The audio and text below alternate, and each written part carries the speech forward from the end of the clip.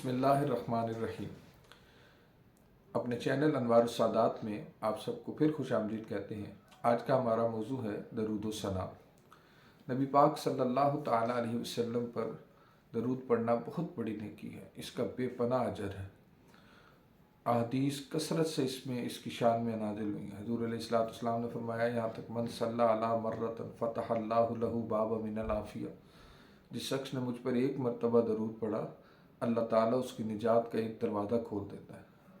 یعنی اندازہ کیجیے، ایک مرتبہ درود اور اس کی نجات کا رستہ کھل جائے گا۔ کہ جتنی زیادہ کثرت کریں گے اتنا ہمارا فائدہ ہے۔ ہمارا نبی ہمارا محتاج نہیں ہے کہ ہم انہیں یاد کریں گے تو حضور کا ذکر بلند ہوگا۔ یہ بات ہمیں ذہن نشین رکھنی چاہیے کہ حضور علیہ السلام کا ذکر بلند کرنا افراد کا کام نہیں ہے۔ اللہ تبارک و تعالیٰ نے خود فرمایا، وَرَفَعْنَا لَكَ ذِكْرَكَ، پیارے حبیب ہم نے آپ کے لیے آپ کا ذکر بلند کر دیا۔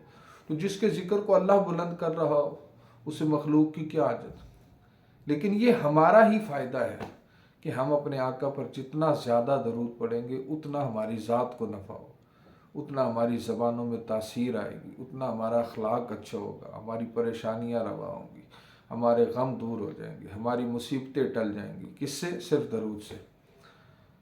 اور انسان دعائیں مانگتا ہے، اللہ تبارک و تعالیٰ کی بارگاہ میں حاجتیں پیش کرتا ہے۔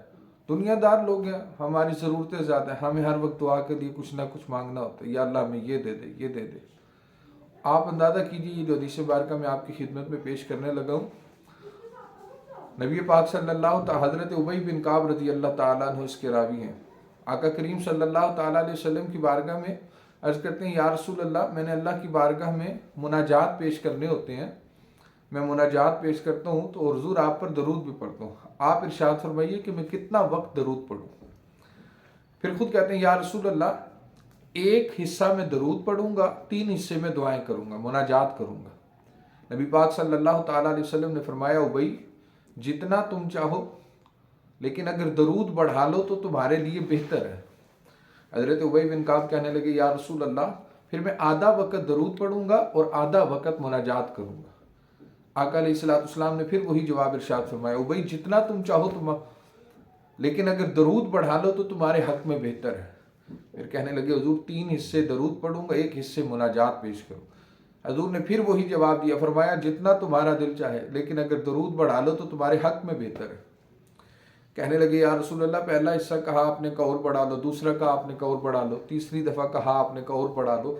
تو حضور پھر بات یہ ہے کہ آج کے بعد میں مناجات نہیں کروں گا، اور میں آپ پر ہر وقت، ہمہ وقت، ہر لمحہ آپ پر درود پڑھوں گا۔ فرمایا اگر تم ایسا کرو گے تو پھر یہ درود تمہارے لیے کافی ہوگا۔ یعنی تمہیں علماء کہتے ہیں کہ تمہیں مانگنے کی حاجت نہیں آئے گی، تم رب کی بارگاہ میں محبوب علیہ السلام پر درود پڑھتے رہو گے، اور اس درود کی وجہ سے اللہ تمہیں بن مانگے عطا کرتا رہے گا۔ تو اس لیے بزرگ اور دوستو، جتنا زیادہ حضور علیہ السلام پر درود ہو سکے پڑھنا چاہیے۔ آپ سب کو اگر ہماری گفتگو اچھی لگی ہو تو چینل کو سبسکرائب کرنا، لائک کرنا اور شیئر کرنا مت بھولیے گا۔ والسلام علیکم ورحمۃ اللہ وبرکاتہ۔